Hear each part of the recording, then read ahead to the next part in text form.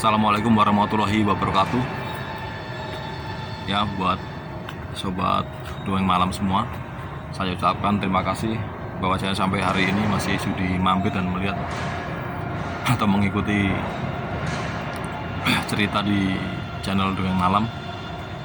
Dan masih seperti ini ya, untuk pengambilan video masih di tempat apa adanya, di tempat istirahat di kebun belakang tempat kerja. Karena hanya waktu-waktu seperti inilah saya bisa di sela-sela waktu istirahatnya saya bisa mengambil video ini. Dan mohon maaf jika banyak sekali suara noise dari luar dan untuk suasananya itu belum mendukung untuk membawakan cerita horor.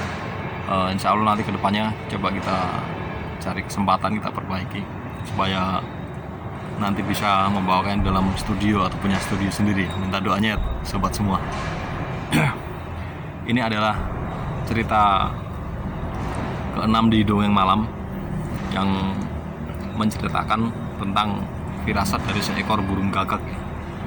Karena di kampung saya sendiri, burung gagak ini adalah sebuah isyarat atau pertanda atau pesan kematian yang disampaikan oleh burung gagak ini.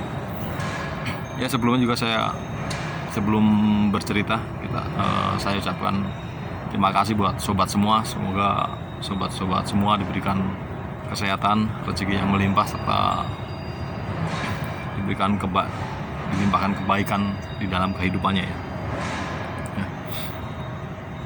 Cerita ini saya dapat dari almarhum nenek saya, di mana beliau dulu tinggal masih di sisi selatan Jawa, masuk daerah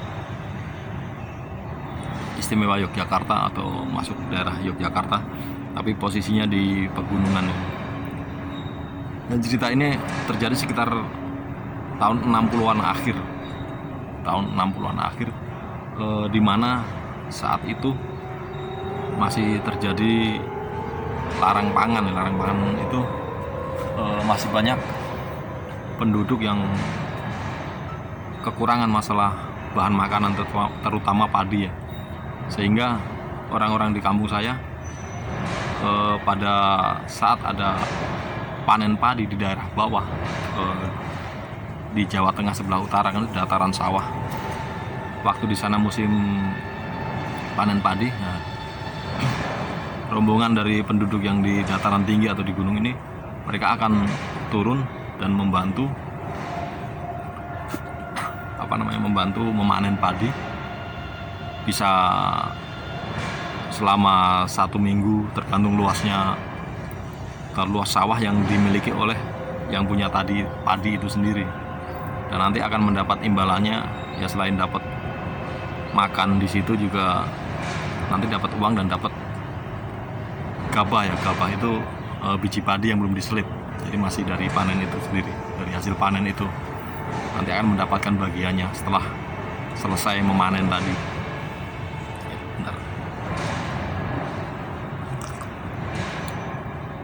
Ya, singkat ceritanya, sebut saya Mbah Yem. Mbah Yem ini hari itu pamitan pada anaknya, yaitu ibu saya. Anaknya juga masih kecil, masih berusia sekitar 4 atau 5 tahun. Nah, karena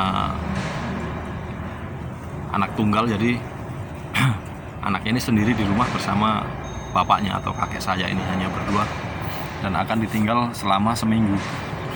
Akhirnya pergilah nenek saya bersama rombongan penduduk lain sekitar 3 atau 4 orang ke arah utara. Jadi turun dulu, kan dari dataran tinggi lah, turun terus berjalan ke utara, ke arah masih Jawa Tengah ya, ke arah utara yang banyak persawahannya itu. Dan saat itu belum ada kendaraan atau apapun, jalan juga belum aspal di tempat saya. Nenek saya menempuh perjalanan dengan berjalan kaki itu sekitar 4 jam sampai di tujuan untuk mencari mencari pemilik sawah yang membutuhkan bantuan untuk memanen padinya itu. Setelah menemukan dan kesepakatan untuk membantu beserta imbalannya setelah membantu memanen padi, akhirnya mulailah Mbah Yem ini mengerjakan pekerjaan bersama teman-teman yang memanen padi, dan itu rencananya mungkin akan selesai setelah 7 hari. Setelah 7 hari atau 1 minggu itu barulah Mbah Ayem ini bisa pulang dengan membawa hasil bekerja tadi atau upah dan gabah tadi. Upah dan gabah. Singkat cerita, sudah tidak terjadi apa-apa. Mbah Ayem itu terus bekerja hari pertama, hari kedua, dan hari ketiga dengan saat itu cuaca cukup cerah ya, atau bilang malah cukup panas. Nah, sampai pada hari ketiga ini cuaca cukup panas ya, tapi berbeda dengan yang terjadi di rumahnya atau di kampungnya itu sendiri. Ya, singkat cerita, siang itu di kampung saya ternyata, di kampung Mbah Ayem ini ternyata hujan deras, hujan sangat deras, dan anaknya ini hanya di rumah berdua bersama bapaknya atau kakek saya. Hujan terjadi dari siang sampai sore hari sekitar jam 4 jam 5. Nah, namanya orang kampung saat itu memiliki ternak ya, sapi dan kambing yang membutuhkan pakan. Sedangkan pakan itu sendiri didapat dari daun-daunan di pepohonan.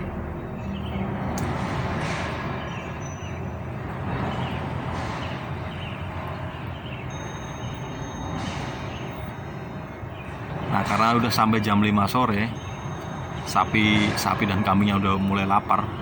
Si kakek saya ini akhirnya menunggu hujan reda. Setelah sekitar jam 5, hujan belum benar-benar reda. Hujan itu belum benar-benar reda. Akhirnya dia nekat untuk mencari pakan ternak itu sendiri yang berupa daun-daunan yang tentunya di atas pohon. Dalam kondisi masih gerimis ricih-ricih. Nah, entah mengapa si kakek ini nekat untuk naik ke pohon untuk memangkas daun-daun atau mengambil daun untuk pakan ternak itu. Dan dia naik ke atas pohon itu, posisi di bawah itu banyak bekas pohon bambu yang sudah mati, yang dipapas nggak rata gitu. Jadi kayak lancip-lancip ke atas itu, pohon bambu yang nggak rata itu. Nah, singkat ceritanya, dia di atas pohon udah nebangin pohon itulah, memangkas ranting-ranting itu yang banyak daunnya, puang-puang. Dan anak yang masih kecil itu hanya dia di teras rumah, hanya menunggu di bawah, kan itu posisinya agak jauh. Nah, tak lama berselang,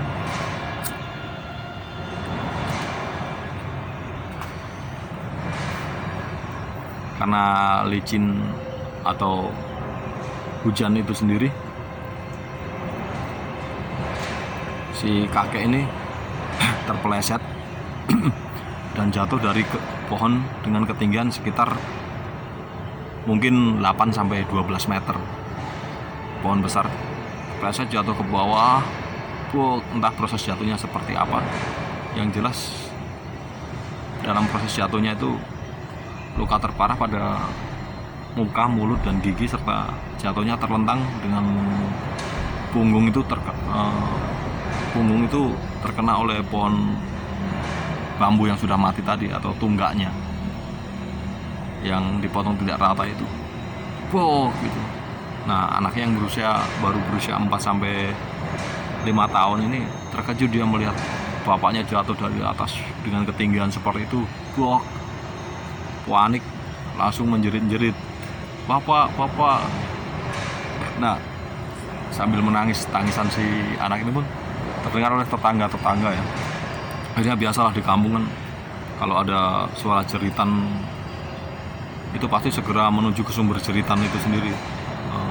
Satu, ingin mengetahui apa yang terjadi. Dua, melakukan pertolongan jika terjadi sesuatu yang fatal atau yang tidak diinginkan, untuk berjaga-jaga. Akhirnya setelah tetangga datang, tanya, "Ada apa, Nduk? ada apa nak, ada apa, bapak jatuh. Akhirnya warga melihat ke posisi pohonnya itu kan di depan rumah tapi agak mojok gitu, di pagar pekarangan. Akhirnya larilah warga ke situ dan mendapati si bapak ini udah pingsan dengan berlumuran darah, dengan gigi yang semua rontok, dan luka-luka di belakang, di punggung dan di panggul ya, panggul itu sendiri. Setelah itu dibawa ke rumah biasa. Orang dulu tuh dibersihin, dipijit-pijit, terus biar sadar, biar siuman. Ditanya, "Loh lah, mbokmu neng di, mbokmu kemana Nduk?" "Lagi buruh neng lor gunung," lagi bekerja di utara gunung. Mereka memanggilnya Jawa Tengah yang dataran sawah tadi lor gunung, karena posisi kampung Mbah Yem di selatan, di sebelah utara. Akhirnya saat itu karena tidak ada kendaraan dan inisiatif warga masih kurang, akhirnya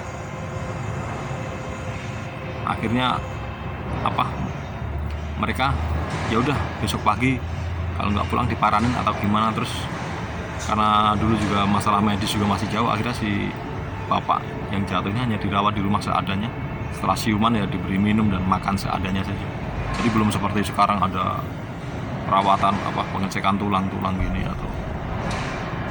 atau tindak lanjut saat itu. Jadi hanya dirawat di rumah dan ada beberapa warga yang membantu itu.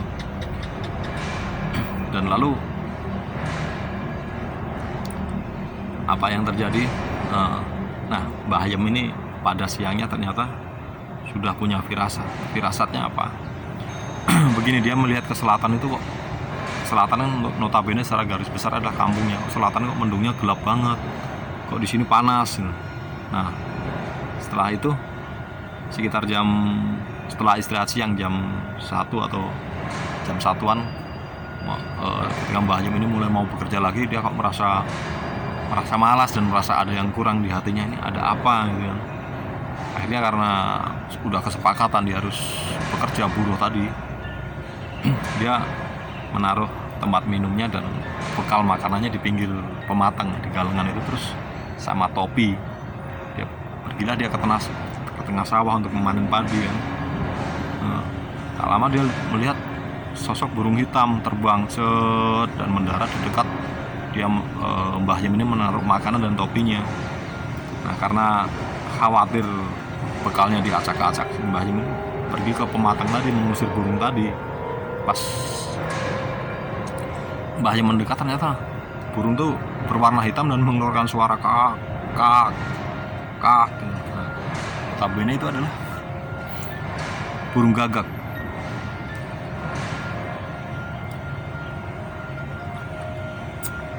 Dan Mbah Yem pun berlari mencoba mengusirnya, karena di satu sisi dia takut dengan burung gagak, karena burung gagak identik dengan pembawa pesan kematian. Jadi sebisa mungkin dia mengusir burung gagak tersebut.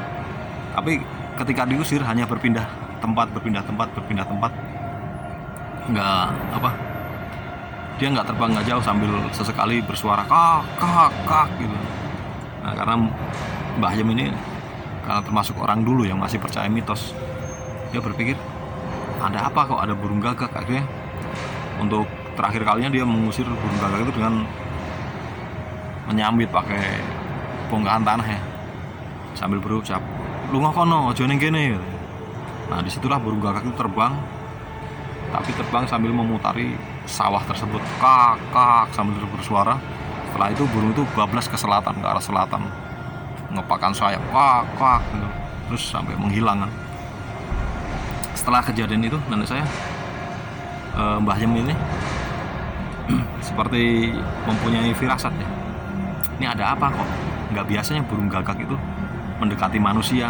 Biasanya dia kalau nggak di atas pohon, jarang banget dia turun ke bawah. Kok ini mendekati manusia, terus diusir, nggak mau pergi, cuma geser aja.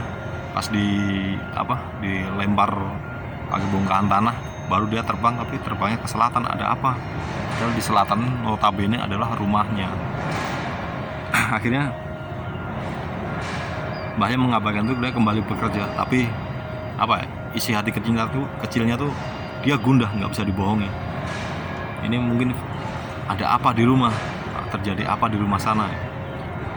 Akhirnya dia berdiskusi sebentar dengan temannya, teman burunya nih.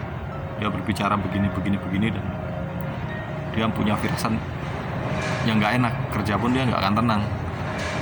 Apakah mungkinkah saya harus pulang sekarang atau bagaimana? Soalnya perasaan udah nggak enak dan ada firasat seperti itu. Dan itu burung gagak itu terbangnya ke selatan.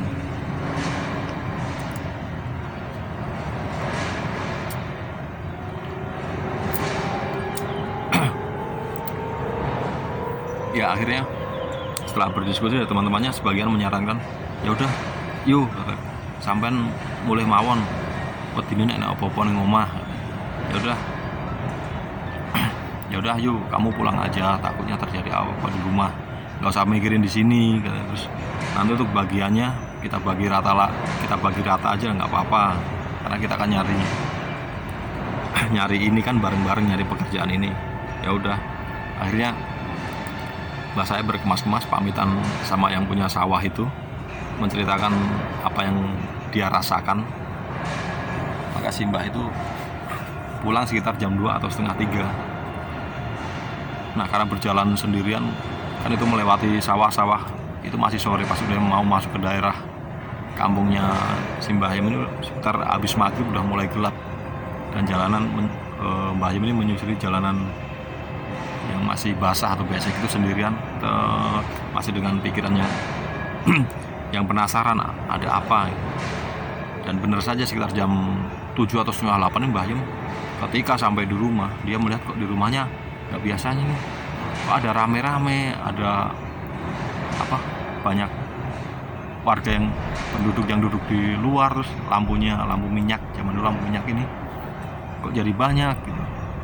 Dari kejauhan seperti itu, akhirnya sampailah di rumah Kulon Wun. Baru wah ada apa ini, ada apa. Barulah si anaknya Mbah Yem ini nangis, bapak tiba mak, mbok bapak tiba, mangga simbo bapak simbo, bapak tiba. Akhirnya Mbah Yem ini masuk dan melihat kondisinya. Barulah dia Mbah Yem ini menangis, dan oh pantesan aku tadi disamperin burung gagak begini. Akhirnya Mbah Yem ini bercerita kepada warga yang telah membantu dan menunggui suaminya selama si kakek ini selama pingsan sampai siuman. Ya akhirnya Mbah Yem merawat istri suaminya itu sampai dia sembuh, tapi naasnya memang jatuhnya itu cukup parah. Terus nggak ada pemeriksaan ke dokter atau nggak ada dibawa ke dokter atau bagaimana. Jatuh yang di punggung yang terkena oleh potongan-potongan bambu, tunggak bambu itu ternyata membuat cacat seumur hidup ya, karena terkena sarafnya dan jalannya nggak bisa lurus dan selalu terasa sakit untuk posisi menunduk atau posisi yang agak ekstrim gitu. Jadi nggak bisa normal dan giginya pun juga habis semua karena terjatuh ke bawah itu. Tapi bersyukur tidak terjadi hal-hal yang fatal ya. Jadi si Mbah ini masih bisa hidup walaupun untuk punggungnya sama sekali tidak normal, nggak bisa untuk aktivitas seperti orang normal. Dan beruntungnya hari itu ada burung gagak si penyampai pesan ya. Mungkin Allah mengirimkan burung gagak ini, pesan melalui burung gagak ini pada Mbah Yem ini, karena saat itu belum ada alat komunikasi seperti sekarang, masih jauh sekali. Jadi burung gagak ini yang biasanya burung yang membawa pesan kematian atau burung yang menakutkan di kampung saya. Bukan menakutkan siapa ya, kalau ada burung gagak lewat atau muter kampung itu firasat udah ini mau ada orang meninggal dari sana gitu. Tapi hari itu burung gagak itu memberi kabar atau isyarat kepada Mbah Yem untuk segera pulang, bahwa suaminya di rumah terjatuh dari pohon atau mengalami kecelakaan lah ini. Dan mungkin itulah cara Allah untuk memberitahu Mbah Yem untuk segera pulang. Ya ceritanya cukup sampai di sini ya. Memang nggak horor atau nggak seram-seram amat. Dan menurut saya sih nggak horor, hanya berbagi kisah yang bisa diambil hikmahnya ya, dimana ternyata burung gagak yang selama ini dicap sebagai burung membawa berita kematian ternyata bisa memberitahukan dan memberitahukan, memberi pesan kepada Mbah Hajem ini untuk segera pulang, karena di rumah terjadi hal yang fatal atau hal yang nggak beres, yang harus segera Mbah Hajem ini harus segera pulang. Ya, ceritanya sampai di sini dulu. Nanti kita ketemu dalam cerita selanjutnya, karena masih banyak cerita dari Mbah Hajem, almarhum mbah saya dan almarhum mbah buyut saya serta bapak saya yang hidup di masa lalu itu banyak mengalami kejadian-kejadian mistis yang belum sempat saya ceritakan. Rencananya akan saya ceritakan di channel ini sebagai pengingat atau nostalgia tentang kejadian goib atau misteri yang mungkin tak akan terulang di era atau di zaman sekarang. Ya, terima kasih untuk sobat semuanya yang telah sudi untuk menonton channel ini, dan terima kasih jika ada yang like maupun subscribe ya. Saya doakan semua diberi kesehatan, rezeki yang melimpah, dan diberikan semua kebaikan di dalam kehidupannya. Ya, terima kasih. Akhirul salam, wassalamualaikum warahmatullahi wabarakatuh. Salam.